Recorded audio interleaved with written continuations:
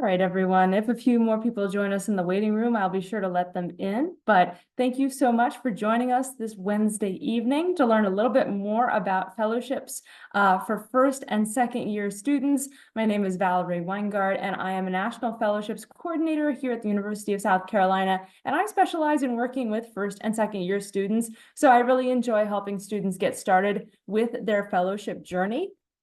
I just want to let you know that this session is being recorded, so you will receive a link to be able to rewatch this recording. I'll also be sending a little follow-up email with some of the slides as well. But just wanted to let you know that this is being recorded. If you have any questions throughout the session, you are welcome to raise your hand using the hand raising feature here on Zoom. And you're also welcome to, unmute or turn on your video and ask questions as well. This can be interactive, absolutely fine. And so, yes, thank you so much. We'll get started. And I also have some special guests who are going to be joining us to talk about their fellowship experience, our fellowship ambassadors, and we'll introduce them in just a moment. So let's see. So like I said, my name is Valerie Weingart, and I am a National Fellowships Coordinator, but about 10 years ago, things were a little bit different. So just a little bit of background. This is my student ID card from Ball State University in Muncie, Indiana, about 10 years ago. I was a first-year student at Ball State. I was studying English and music, and I got a presentation similar to this one in my first semester at Ball State. And I completely disregarded it. I thought, no, fellowships had absolutely nothing to do with my interests. I thought there is absolutely no way I would get a fellowship. Like I don't qualify. There's no way I'd be at the level to apply for a fellowship, let alone win one. I was very certain that fellowships would never be part of my life.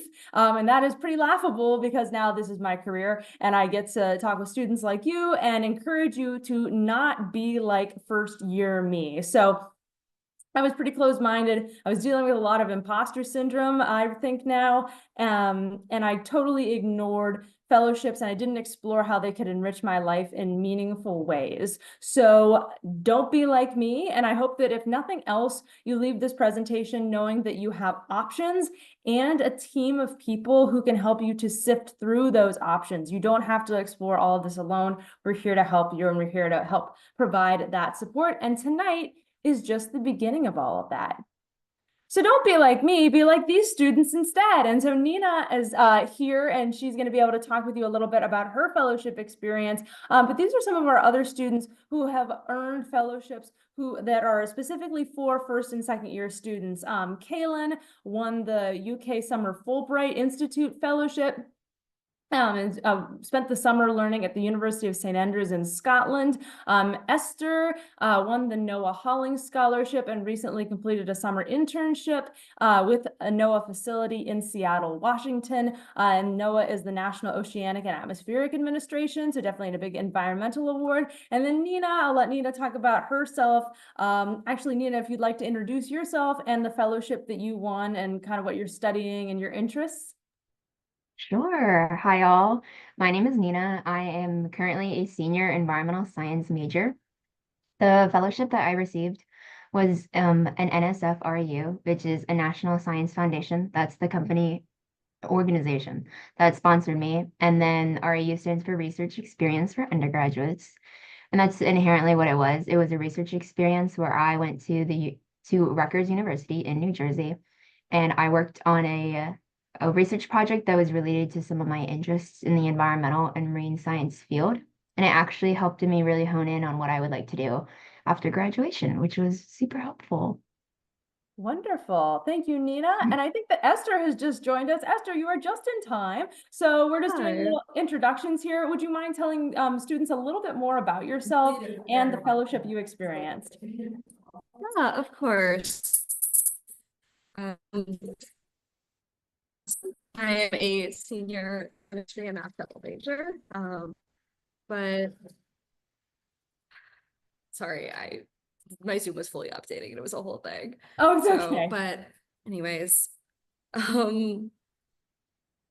yes, I'm a senior chemistry and math double major. The fellowship I got was the Noah Holling Scholar. This one is through the National Oceanic and Atmospheric Administration, or NOAA. And it's essentially funding for your junior and senior year, and it's an internship in between those things through NOAA, which was really great for me as I'm interested in research, and I wanted to sort of see if environmental end of research, something that like I'm sort of passionate about as a person, is something that I would be interested in pursuing as a career in the future. And now that I am in senior year, I have had that internship experience. That was last summer, and I was in Seattle, which was super fun. And so overall, I think it was a really valuable experience. I think writing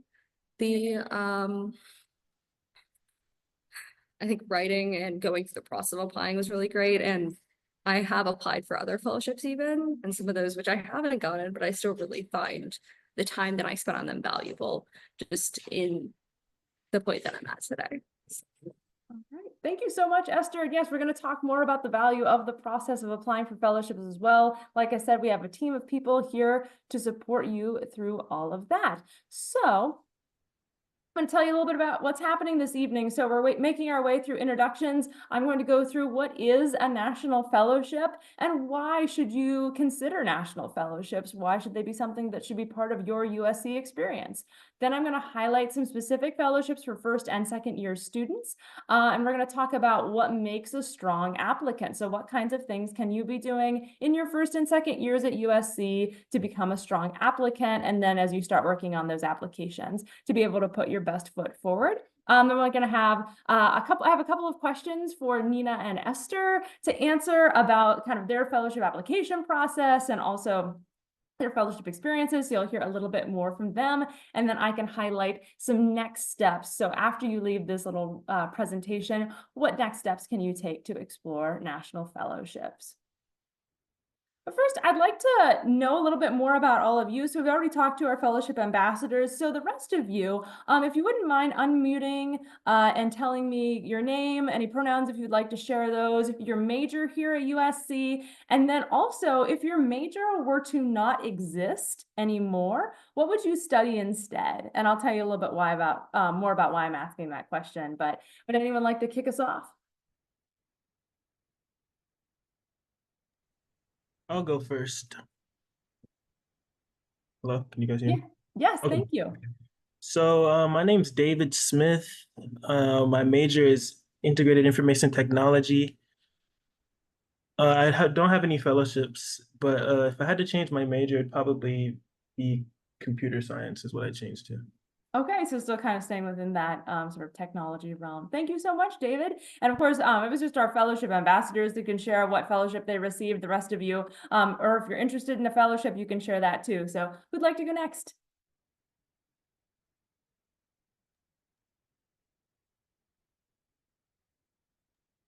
Sure. My name's Andrew Hoyer. I'm a computer science major. I guess if I wasn't doing computer science, I'd probably do computer engineering. Okay.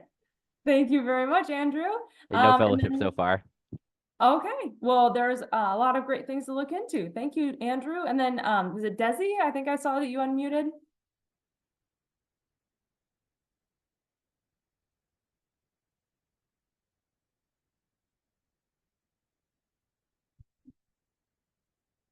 Go ahead, Desi, if you'd like.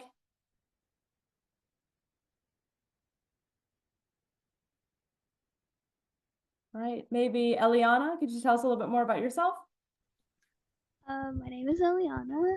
I'm a public health major, and if my major didn't exist, I would probably do like biochem or something. Okay, thank you, Eliana. And how about Shaylin?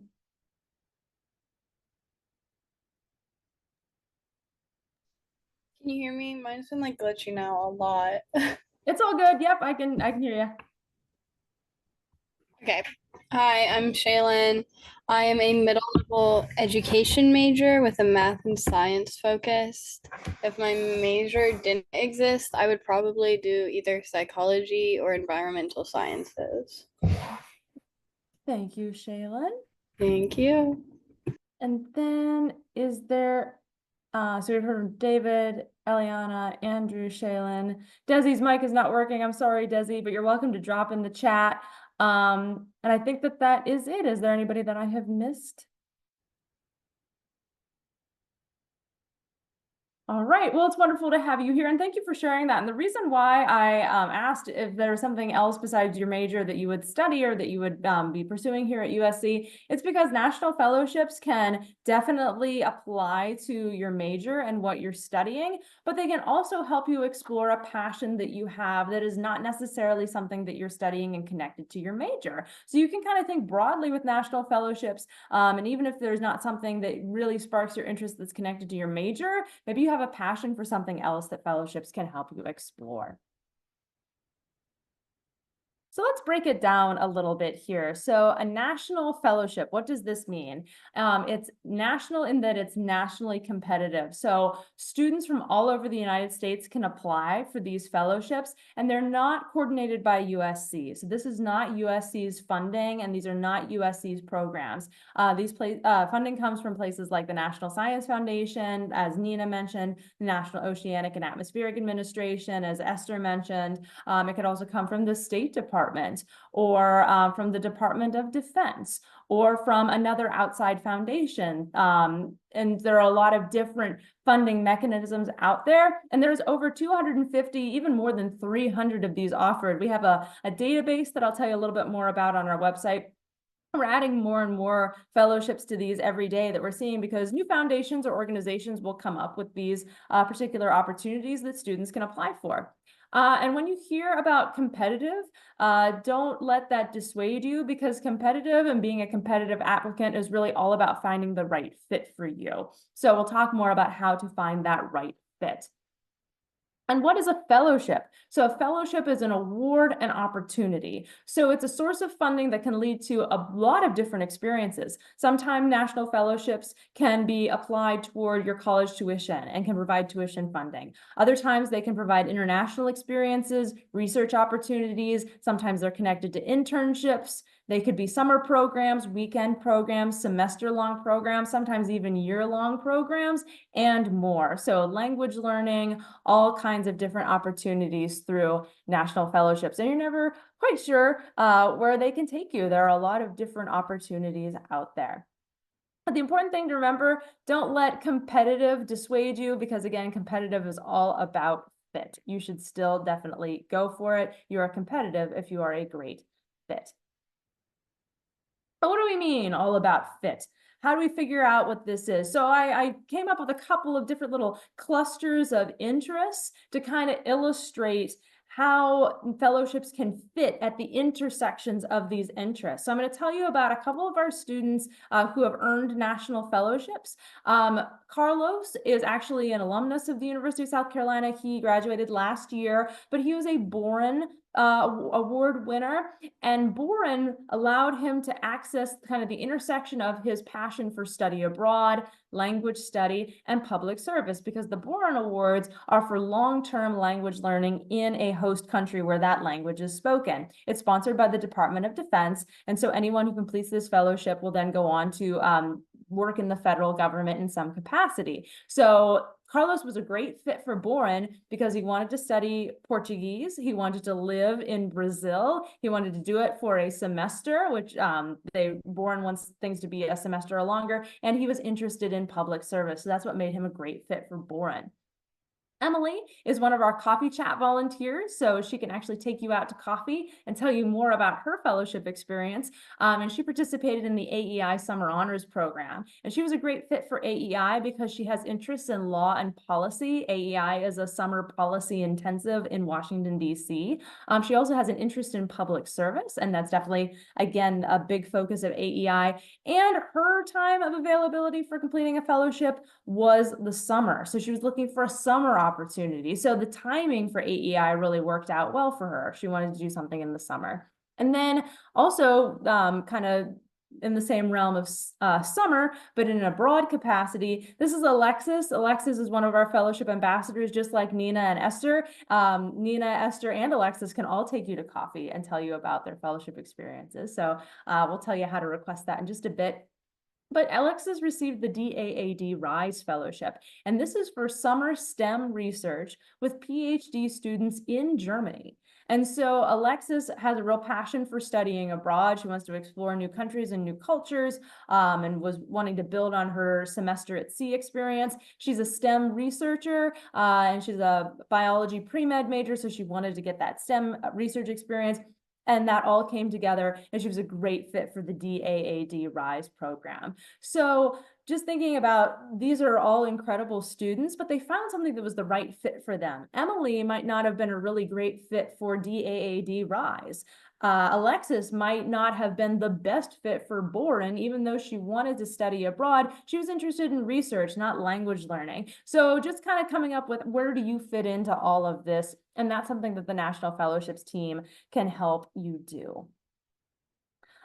We understand, though, that it can still be intimidating to apply, even though, it's all about fit, find your fit. And so I just wanted to ask, Nina or Esther, you can answer this. Did you have any reservations about applying? Were you concerned that maybe you weren't quite the right fit, even though you knew deep down you were?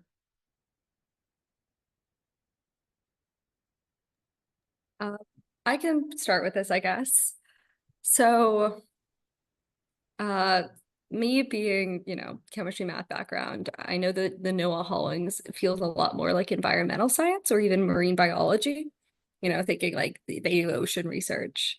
So me not having that sort of really strong environmental earth science or like sort of marine backing, I think definitely had me a little bit concerned going into it, but I do think a lot of it is sort of like, I think while I was working on it, while like writing the application, a lot of you could sort of like look at the questions they're asking and be like, oh, this matches me in this way or that sort of thing. So Thank you, Esther. Nina, did you have anything that you wanted to add from your experience? I would just say being in college, you're gonna experience a lot of imposter syndrome, which really will like express itself a lot when you are potentially wanting to apply to these programs or actively applying.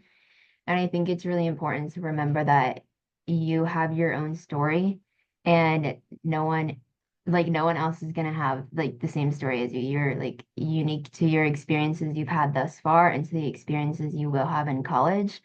And finding the best fit for a fellowship, even if you're like, oh, this one like looks super cool and would be great for like finances and would be great for study abroad. Well, just wasn't a good fit, kind of like what Ms. Val was saying with all these like different intersections.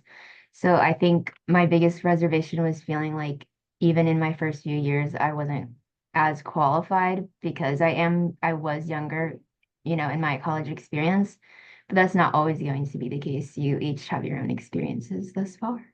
Yes, and we can definitely help you tell your story because that's certainly part of the application process. But I understand imposter syndrome, as Nina can mention, can be real, especially when you're in your first or second year of college and you're getting those experiences. So I want to talk a little bit more about avoiding that cycle of self-doubt. This should not stop you from wanting to apply. So feeling like you have to do it alone. You don't. We're here to help. If you think, oh, the odds of winning are so small, or it's going to take too long for me to prepare this application, or you know what, I already have a scholarship or scholarship funding to attend USC, I don't need to apply for any others, or my major just doesn't fit these fellowships. I've looked through the database, I don't see anything. These reasons should not stop you from applying because oftentimes students will come into appointments and maybe be feeling this way, and we can often help them to discover new possibilities that maybe they hadn't looked into yet, or to keep exploring their passions, or even just continue growing as a student, because what you're interested in right now might continue to grow, and then there could be something that's a really great fit down the road. So don't feel like you have to do this without any help, that it's impossible to win these fellowships, or that there's not something out there that can be a great fit for you. This is something that we can help with, and none of these reasons should stop you from applying. So then why should you apply? You know, so we're going to get out of that cycle of self-doubt and we're going to go into why should you apply. As Esther mentioned and Nina as well, the application process is something that is incredibly valuable. And that is, other than free money for cool things, our other unofficial slogan is engage in the process. The process of applying for these fellowships can help you clarify and articulate what you're interested in and what you care about and why. It can help you hone in on your future goals and really start to think about what you want to do after your time at USC. And then thinking about how would this fellowship experience help you? How would studying abroad change the trajectory of your potential career? How would getting to participate in research give you the skills that you need to take the next step of your academic or career journey? These are all things that fellowship applications will ask you to think about, and we're here to coach you through all of that. It can also help you to strengthen your persuasive writing skills, because an application is somewhat of a persuasive argument. You are making a case for yourself about why you are the best fit, and you're trying to help the reader understand that. So if that's a skill you're wanting to work on, we can certainly help with that. It can also help you develop materials that you can adapt for graduate school and job applications. So while you're doing all this reflecting, while you're doing all this writing about what you want to do and why, chances are you will have to do that again in a job application or a grad school application or even a job interview. You'll have to talk about it. So you might as well get the ball rolling and really start to develop those materials now. You can build your campus and community network. Our fellowship ambassadors are incredible students. We have 20 fellowship ambassadors and even more coffee chat volunteers. So a lot of really fantastic students here who have had these experiences and can help you get connected on campus. You can get an individual guidance from faculty and the National Fellowships Advising Team. So this one-on-one mentorship, and possibly get funding to do a cool thing. So like the funding is great, but then there's all of these other benefits just through the process alone that no matter whether you're awarded the fellowship or not, you can't take away the value of the process and what you would get out of the process. I have another question then for Nina or Esther, whichever would like to answer. Did either of you go on any coffee chats with fellowship ambassadors before you applied for your fellowships? I went on so many because honestly, the free coffee got me. But I reached out to a few of the fellowship ambassadors when I was a freshman for a few, like one fellowship that I was applying to my freshman year, and I didn't end up getting that one. And then when sophomore year came around, I was looking for a fellowship that was a little bit different, that might have been just a good fit for the time that I was experiencing then, my, a year later, my sophomore year. And excuse me. And they were extremely helpful. They were all very nice. They were really understanding of the process, and they really gave me some good tips and tricks for each of the specific fellowships that I was looking into. And like 2 or 3 of them, I actually like, they were kind of in my major and department, and I like still talk to them these days. So they're also really good connections. Thanks, Nina. And then Esther, you talked about the value of the application process. Can you share a little bit about like what you learned about yourself and your interests and your academic goals by going through the process of applying? Yeah, definitely. So I think like one of the things I found, like while writing, almost like you sort of talk yourself through an argument and then you get to the end and then you can sort of look back and be like, oh, wow, that's like a point that I made about myself. And I feel like I will do that like in essays on its own. But like when you're talking about yourself and your interests, it can be sort of like a way to gain insight and see that sort of thing. So I know I was really interested in having internship experience to sort of help me figure out what I want to do for grad school. And going through the process of writing, I was like, oh, well, this is like, these are areas of chemistry that I haven't really studied or I haven't had lab time to see. I feel like especially in a research laboratory. And so having the ability to sort of parse out like, okay, well, like what are things that I want to explore more, especially early on in my college career, because now I'm working on grad school applications. And I feel like I have a much stronger idea of like what specific discipline of chemistry I want to apply to because of sort of that like kind of like mental checklist that I made up for myself. Yeah. Reflection takes time. and you'll be reflecting throughout a fellowship application, but then you can, even a couple of years later, reflect on that application and see how far you've come since then. And so you might as well get that process started, because you really can't reflect overnight. You can't really cram for reflection. So having that process starting early is another great reason why looking into fellowships your first and second year can be so enriching. So thank you, Nina and Esther, for sharing those insights.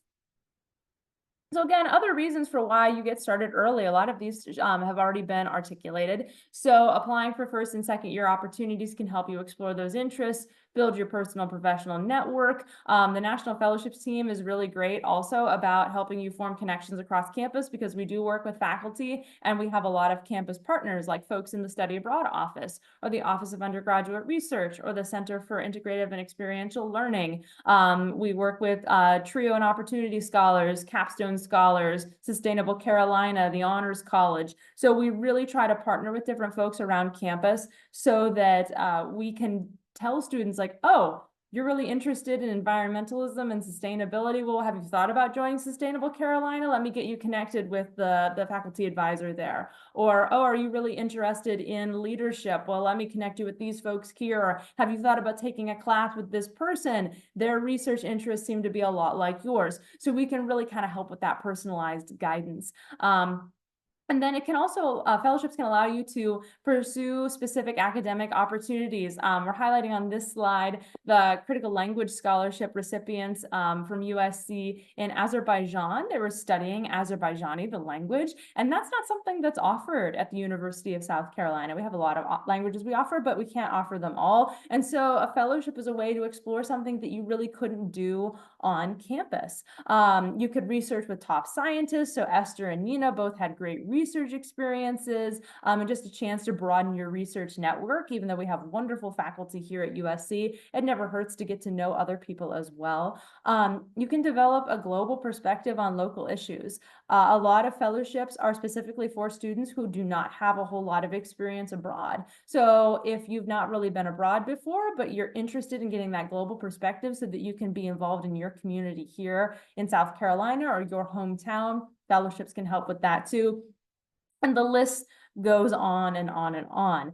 And so I'm wondering, with Nina and Esther, were there any particular experiences that you had with your fellowship that you knew, like, I really couldn't get this just within, being a USC student? Was there anything that kind of took it to the next level with being in your fellowship experience?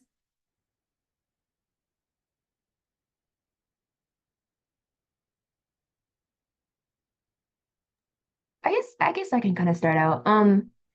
I think because mine was a little bit more research STEM based and we are, like an R1 institution, I feel like there are a lot of resources here for undergraduate research, which is amazing. But I guess what I would say is because my internship and, also research experience was over the summer, it really allowed me to focus on just on that project throughout the duration of the summer and enjoying my summer.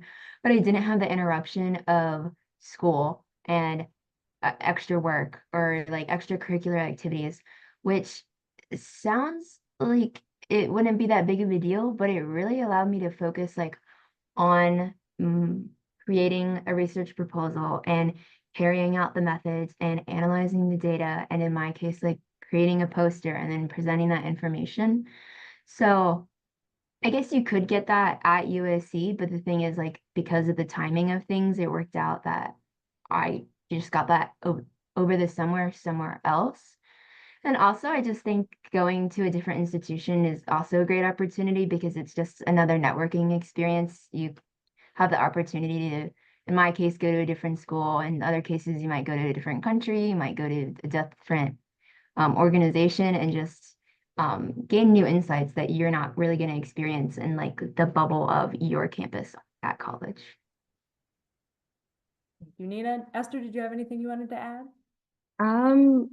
Nothing really major. I think I would say, I was in Seattle for the summer and I got to experience what it's like to work in a government research laboratory, which I think is a little bit different than academic research. I've been doing undergraduate research since my freshman year, which is also very valuable. I think if any of you are interested, I cannot recommend enough. You can get involved with it at any major. Like, I think research is really great to do, but being able to do it through like a government program, I think was a really nice insight to see like what that's like and explore the possibility of sort of working in an environment like that in the future.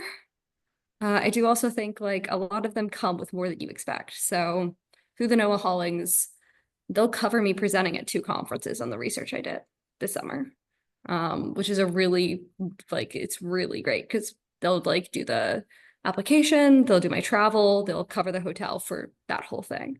And so having that sort of opportunity can be really great and really great for networking too, especially if you're doing research that you're interested in. You can meet a lot of people at conferences just in general. So Yeah, wonderful. So it can really take something that you're interested in, that you're already exploring, and just kind of exponentially expand it, so that you meet more people, and also just have, I was really appreciated what Nina had to say about, like, you kind of got the experience of being a researcher full time, which is not something that everybody can do while they're also a student. So really giving you the space to dig into your passion and really kind of sit with that and have that be the thing that you're doing for the particular time of the fellowship. That can also be really valuable, because it can help you realize if you really, really love it and want to pursue it, or if you'd like to maybe take things in a new direction. Sometimes you just need that immersion in order to know. It's all a learning process. All a learning process. And sometimes you can learn more about what you don't like than sometimes what you do like. And that's still a worthwhile experience. So the moment we've all been waiting for, a little bit of a fellowships overview. So I'm going to talk about particular awards that are really great opportunities for first and second year students, and different things that folks can start to get involved in. So I do have, if they are marked with an asterisk, then they are, well, no, that shouldn't be all of them. Some of them you do need to be a sophomore in order to apply for, but most of these you could get involved with your first year on campus as well. So we'll kind of start over in the international corner, talking a little about these different fellowships. So if you're interested in studying a critical need language, what do we mean by critical need language? It means it's critical to U.S. diplomacy, and it is less commonly taught in the United States. So for example, Azerbaijani, Turkish, Chinese, Korean, Russian, Arabic, Urdu, Swahili, so less commonly taught, kind of outside of the Romance languages. The Boren Fellowship, the CLS, which is the Critical Language Scholarship, and Project Global Officer, which is for students who are part of the ROTC programs. That is intensive language study. So with Boren, you would choose your study abroad program, and they would fund your study abroad experience. Critical Language Scholarship is a summer program run by the Department of State. So it is like a program that you then get accepted into, and they take care of all the planning and everything. And you would live in the country where that language is spoken. And Project Global Officer is also about living in the country where the language is spoken in the summertime. So those are specifically language learning. And if you're interested in a less commonly taught language, let us know and we can walk you through kind of the ins and outs of the 3 of those. Other international awards to start thinking about are Bridging Freeman Asia, FEA, which is the Fund for Education Abroad, and Gilman. So these are scholarships for study abroad programs of your choosing. Bridging is specifically for going to Japan. Freeman Asia is for East and Southeastern Asian countries. The Fund for Education Abroad is study abroad programs anywhere of any length, as long as they are credit bearing. And the Gilman Scholarship is also for study abroad programs anywhere of any length, but specifically for students who are eligible for Pell Grants. So if you are Pell eligible, Gilman is specifically for you. And then the Gilman Scholarship is through the Department of State. So it does need to be a country that the State Department has deemed safe for travel. So we can help you to negotiate all of those things. But the wonderful thing about Fund for Education Abroad and Gilman is that they're great for Maymesters. They don't have to be semester-long programs. And then the last one that I wanted to touch on with international awards is the Fulbright UK Summer Institute. This is a 3 or 4 week summer program at a UK university specifically for first and second year students. So they're really looking for students who don't have a lot of experience outside of the US, who kind of want to dip their toe into doing something international for the first time. You would live for part of the summer at a specific university in the UK, such as Exeter, the University of St Andrews in Scotland, Aberystwyth University in Wales, Queen's University Belfast in Northern Ireland. They kind of change it up every year, the different universities that sponsor these, but every institute has a different focus. So they can range from everything from arts activism and social justice to contemporary issues in Northern Ireland, or understanding Northern Ireland, to the history of Scotland, to climate change and the environment. So they're kind of all over the place in what they choose to focus on. And these are only for first and second year students. So you really can get started with that if you're interested in spending part of your summer in the UK. And I should say, again, these are fully funded experiences. So the free money, cool things spiel, it is not a scam. It does not cost anything to apply to these, and you receive the funding to have these experiences. So those are top kind of international awards. And again, this is just sort of a cross section of all the different ones that are out there. In the STEM field, so the DAAD RISE program, so these that's summer research internships in Germany, as I said, with Alexis and introducing her at the beginning and talking about her experience. So this is research with PhD students in Germany, and you do not need to speak German in order to do so. The Goldwater Scholarship is a scholarship for undergraduates who are planning a research career in STEM disciplines. You can apply for this one as a sophomore or a junior, so it's something to have on your radar if you're a first-year student who's interested in STEM research. And this is a nominated award, so you go through a campus nomination process and really get a lot of feedback. But signature scholarship for anyone who is planning a career in STEM research. The Google Lime Scholarship is funding for computer science or engineering majors with visible or invisible disabilities.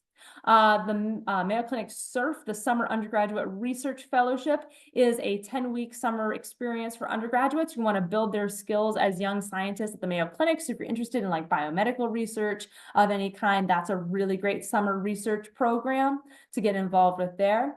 The National Science Foundation Research Experiences for Undergrads. This is the fellowship that Nina won. So this is summer research at a wide range of STEM fields at universities across the US. So Nina, would you remind everyone where your research took place and what exactly you were doing for your research? For sure. So I was based in at Rutgers University, which is located in New Jersey. NSF funds different RU programs at different institutions around the US for different subjects. So I know that was kind of a lot, but it's kind of important to keep in mind because mine was a little bit more STEM environment. I think most of them are all STEM because it is like the National Science Foundation. But there's some in like Colorado, there's some in like Washington, there's some like at universities all over the place, but in the US. But mine so happened to be in New Jersey at Rutgers University. And I ended up getting paired with a PI or mentor who was working on oysters. He did a whole bunch of stuff with bivalve shellfish. And I personally am not that passionate about bivalve shellfish, but I ended up working on a project that incorporated living shorelines, which is a more nature-friendly solution on our coasts to help combat sea level rise. So I was working with oysters and how we can create oyster reefs using living shorelines. It was a whole ordeal. It was very fun.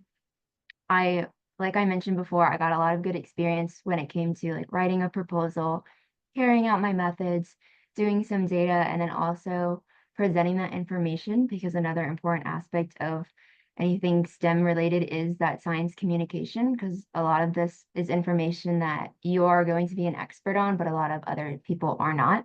So I also made a poster and then presented at a conference at a later time. So it was a really all around inclusive experience that really captured what a research experience would look like on a smaller scale. Thank you, Nina. And you can hear more about Nina's story on our podcast. It's called Engage in the Process. And so Nina is featured on our season 3, which came out last spring. So you can get that podcast on Spotify, iHeartRadio app, or Apple Podcasts. You can listen to her story and a lot of other stories too. A lot of other folks who've done fellowships that are on this particular slide. You can learn more about their experience there. The South Carolina Space Grant, these are opportunities with NASA related research. And since we have a lot of computer science folks in the Zoom, I wanted to mention the Department of Defense Cyber Scholars Program. This is a fantastic scholarship and internship opportunity. There's quite a bit of tuition funding. You can have summer internships at different Department of Defense facilities and things like that. This is through the Department of Defense and job placement within the Department of Defense upon graduation. So if you're interested in learning more about the Department of Defense Cyber Scholarship, you should definitely talk with Emma McBride. She's one of our Coffee Chat volunteers, and she is a DoD Cyber Scholar. So really fantastic opportunity. That deadline will be coming up a little bit later here in the fall. And so if you're interested in that, fantastic opportunity, and we would love to talk more about that. Another opportunity, so we're kind of getting into the environmental end of the spectrum here. So of course, the Noah Holling Scholarship, it's a scholarship in oceanic and atmospheric science, research, technology, or education for sophomores. So there's a lot of different ways to approach the Noah Holling Scholarship, sometimes through marine science, sometimes through chemistry and math. We had an economics major who once won the Holling Scholarship. We've had, I've heard of students who are in like STEM education or education fields who are interested in the Holling Scholarship because of the ways in which they can use that in the classroom, or conservation can be taught in the classroom. So a lot of different ways to approach Hollings, but you can only apply as a sophomore. So this is something that you would kind of want to know early on, that this is something that you would like to pursue. And Esther, is there anything else? I know you shared a lot about your Hollings experience already, but is there anything else that you'd like to share, maybe about some other folks you met during your fellowship and the ways they were approaching Hollings? Yeah, definitely. So I was just saying, like, even if you're not environmental or even not STEM or even not or just specifically like science, consider the Hollings, because you can do a whole lot of work with it.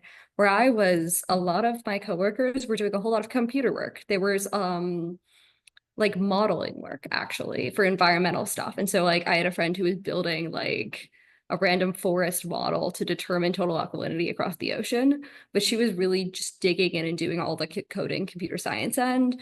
We had 2 different people who have like very strong computer science backgrounds. One of them was making an app for them to use. The other one was developing a Python library actually, which was like really cool to see and hear about. And so across the board, you can do a whole lot more with this than it might sound like initially. Additionally, they have a surprising amount of outreach, because one of the goals of NOAA is to sort of like share and educate and put that information out there.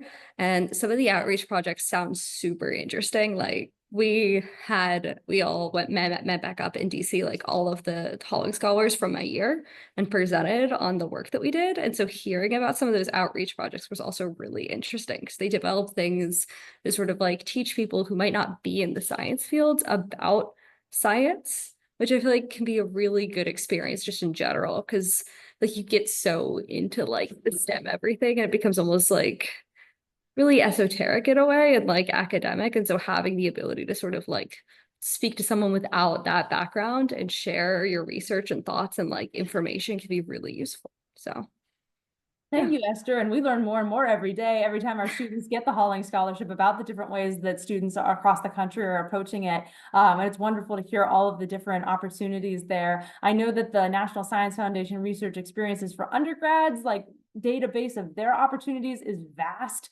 across a bunch of different STEM disciplines, but also into the social sciences, ethics and behavioral studies as well. So lots of different things. And so you'll see on the screen, like there are little blurbs about each of these fellowships, but that's just where they start. I mean, there's so much more behind it, and we can help you to unpack that. So moving on to public service, the American Enterprise Institute Summer Honors Program is a week-long seminar in public policy making in Washington, D.C. That was the one that Emily won, and Emily is one of our Coffee Chat volunteers, so you can talk with her about her experience in D.C. The Latinx 44 Scholarship is funding for a public service-oriented fellowship, so that's another public service opportunity for an internship. The Obama Voyager Scholarship is funding for tuition, travel, and mentorship for students who are planning a public service career. So if you know that public service is something that you're passionate about, that can definitely be a pathway for engaging with that field. And then the Udall Scholarship is funding in a week-long retreat for students who are interested in travel policy, native healthcare, or the environment. And this is something that sophomores and juniors can apply for. And this is another one of our nominated competitions. So there is a campus process for that where we nominate students from the University of South Carolina to be considered at the national level. So that one is kind of the intersection of the environment and also public policy. So a lot of different nuances there. The last thing that I wanted to mention is this question of how do the creative arts connect? And this is a question that I like to ask because I personally was a creative arts major. I studied music and writing, and that's a reason why I didn't look into fellowships for a really long time, because there was no like arts. I didn't see any arts fellowships. What we can do as advisors is we can help you figure out how to bring creativity or your artistic interests to particular fellowships. I know that in the Holling Scholarship, someone once created a coloring book for NOAA that was, again, on that education end, so bringing their artistic talents. If you're interested in public policy around things like music education in schools and how are those policies made, that's something, a way that you can bring your passion to that. And any study abroad or language learning experience, I mean, immersing yourself in a new culture gives you opportunities to experience art, music, theater, dance, all kinds of artistic mediums in different places around the world. So we can help you to figure out how you want to bring all of those things together. Before I move off from this slide and start talking about how can you maybe start to apply for some of these, does anyone have a question about any of the fellowships mentioned here?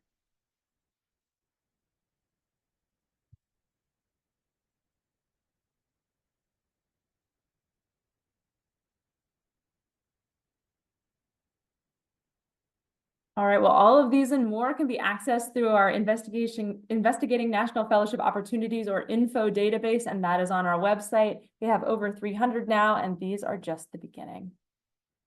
So I just want to remind you and circle back to a quote from one of our fellowship ambassadors who has graduated. He was a Udall and a Holling scholar. His name is Harrison Bench. And he had this quote that was, "I learned that the perfect applicant doesn't exist. When it comes to prestigious awards and programs, being your truest self and staying grounded in the future you envision will ultimately yield success." So these are some of our fellowship ambassadors. And I just wanted to show, I mean, each of these fellowship ambassadors is a unique individual. They bring their own experiences and expertise to the fellowships that they were applying for. And there is no one person who can win every single fellowship. They're not looking for this like one perfect person who can just do everything. They're looking for people who know what they want to do and why, and are passionate about their interests. So really start to think about, in these first couple of years of college, what are you passionate about and why, and what do you want to do about it?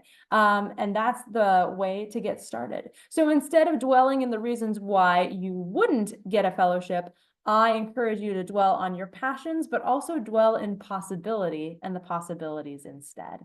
So here are some things that you can be thinking about for the time being. So strong applicants dwell in curiosity and possibility. You have questions, dreams, and ideas. You have interests in other perspectives, really broadening your knowledge. You have solid academics, particularly in your area of focus. A 4.0 is by no means a requirement for fellowships, and some of them do not even have GPA requirements.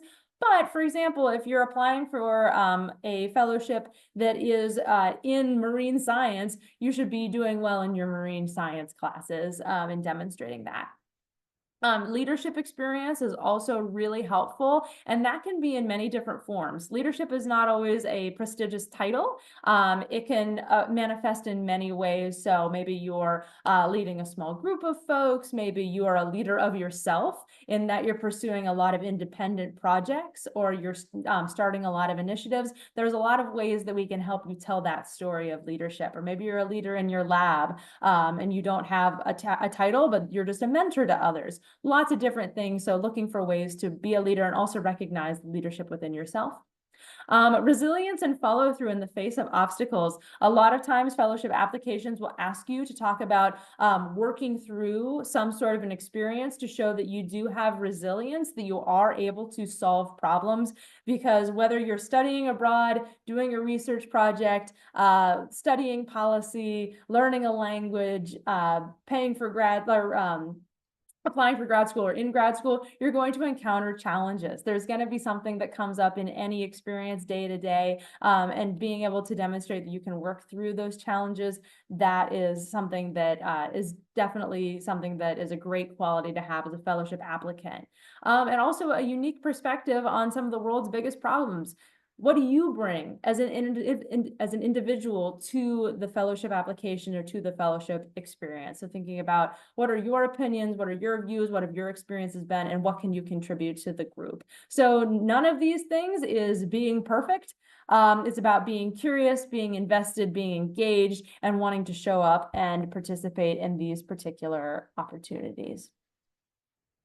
So really, what do you have to lose by having a positive outlook on applying for a fellowship? You can enjoy the process no matter what the outcome might be. So some of our student voices, I guess the last thing I kind of want to finish up here in our last couple of minutes, Esther or Nina, do you have any advice to your first year or second year self? Anything that you would share now that you have a little bit more perspective?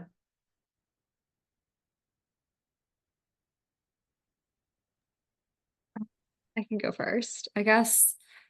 What would I say? What I tell my first or second year self? Yeah, take advantage of the opportunities. Like, I think I've done a really good job throughout my time. But just sort of remind myself, like, hey, we're at a big university, and that does mean that you have to look for things a little bit. But because it's so big, you are going to find a whole lot.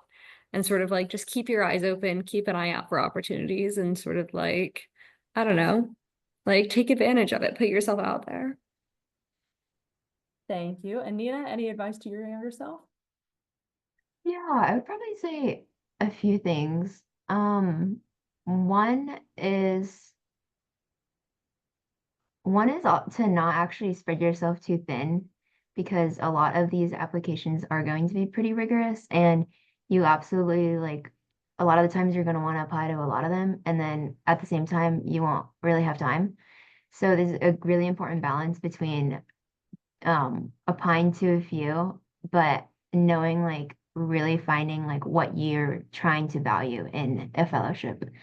And then the second thing I would probably say is to really, kind of like Esther said, continue utilizing your resources here on campus, but especially in the National Fellowship Office itself.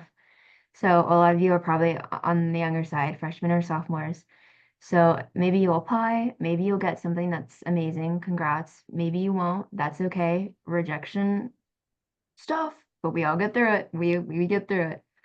But even if, say, you get rejected, there are still other amazing opportunities, whether it is with the fellowship office or just in your lab or in a different professional experience or just with an extracurricular activity that leads you somewhere else. So definitely utilize your resources on campus and then the fellowship office specifically into your next successive years, like your junior and senior year especially. Don't forget about us. And then the last one is, I know I have so many. I hope these are helpful. Yeah.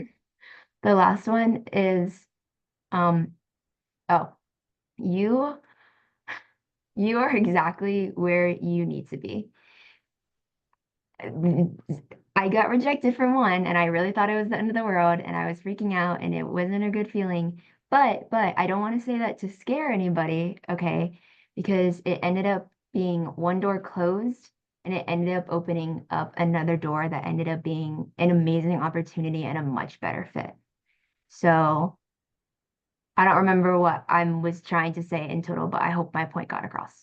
Yes, it Best of luck, absolutely, everyone. it absolutely did. Yes, remember, like, okay, all these people, no one is perfect. These are students just like you, these fellowship ambassadors, like folks who have won fellowships.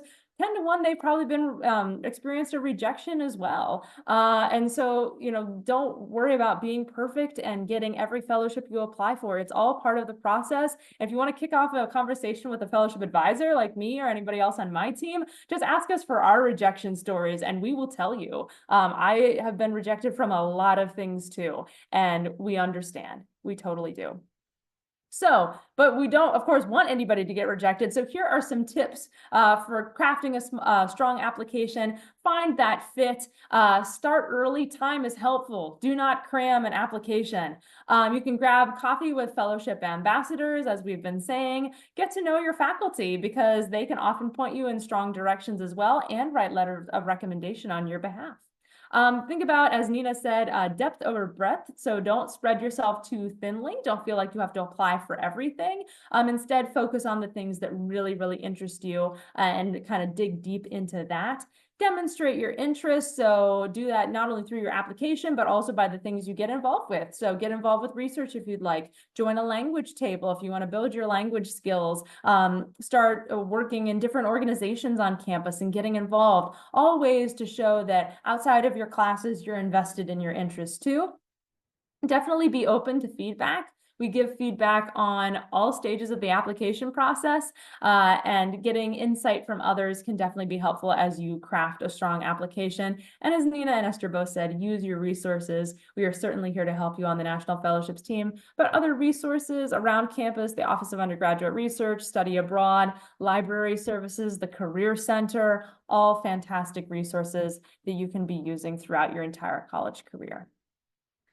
Okay, so I hope by this point you are getting excited about exploring fellowships, applying for fellowships, all of the different things. So now what can you do? So you can explore your options with info. That is our database. So you can filter by subject area, by year you are in school, by your exact areas of interest. You can keyword search, all kinds of things with info. You can check out more of our workshops. So this is just one of many that we offer. So we do info sessions like this that cover a wide topic of fellowships, but we also do others that zoom in on a particular fellowship, like the DAAD RISE or the Goldwater or the Critical Language Scholarship or Hollings. So we have those as well, and those are, as always, free to attend. You can make an appointment with us through Navigate. So just like you would meet with your academic advisor, we're under involvement and engagement. We do in person or online. If you're going to visit us in person, we are on the 3rd floor of Desassor College, which is on the Horseshoe. If you're looking at the McKissick Museum, we are a building to the left. You can find us there.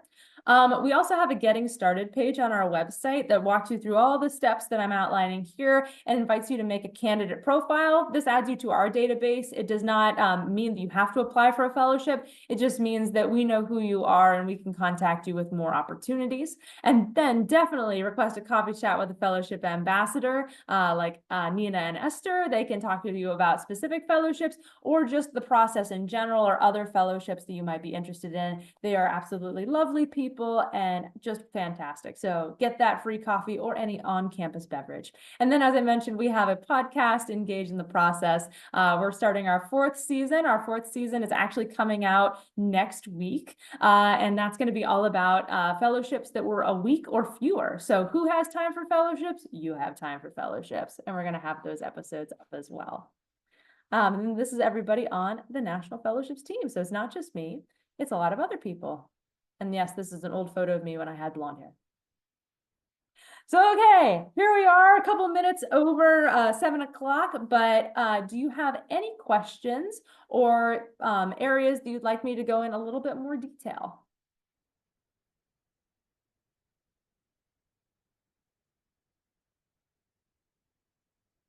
Or any questions for our fabulous fellowship ambassadors?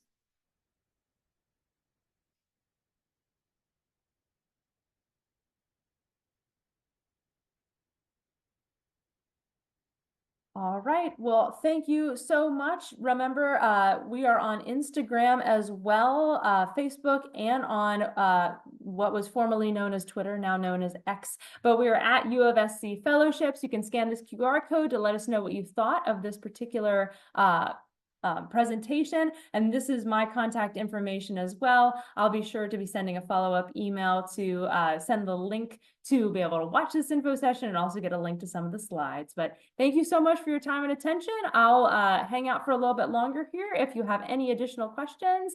And yeah, if you're have all your questions answered, you're free to leave, but also here if you have anything else you'd like to talk about. Thanks so much for your time.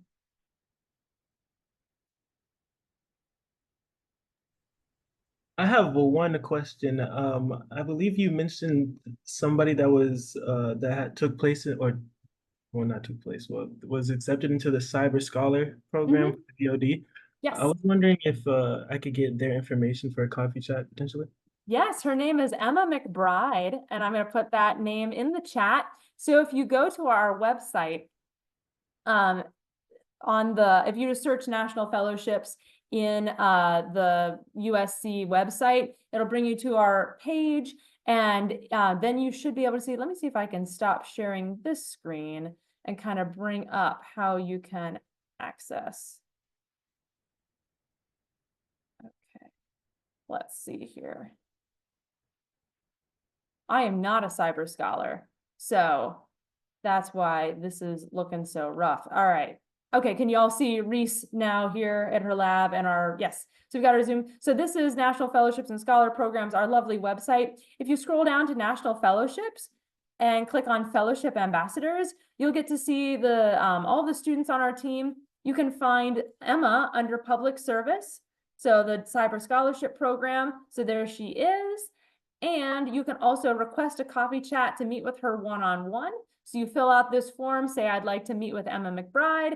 I am the one who gets those requests, and I can put you right in contact with her to get a coffee chat. Okay, cool. Thank you so much. I appreciate you guys' time. Oh, of course. Thank you for stopping by. We appreciate your time. No problem. No problem. All right. Enjoy the rest of you guys' day. All right. You too. Bye, David. All right. All right. Thank you both so much for your time as well. I hope you can enjoy the rest of your Wednesday evening. Glad I could help out. Sorry, I was a little bit late. I was in traffic and then my Zoom decided to update, and sorry. It's okay. It's okay. I know I'm gonna stop recording.